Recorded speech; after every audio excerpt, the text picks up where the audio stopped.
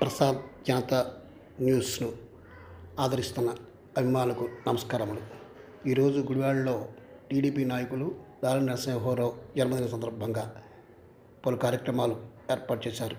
ఈ సందర్భంగా పట్టణంలో భారీ ర్యాలీ నిర్వహించి జ్యోతిరావు పూలే విగ్రహం వద్ద బహిరంగ సభ నిర్వహించారు. ఈ కార్యక్రమంలో పలువురు బీసీ సంఘ నాయకులు, అభిమానులు పాల్గొన్నారు.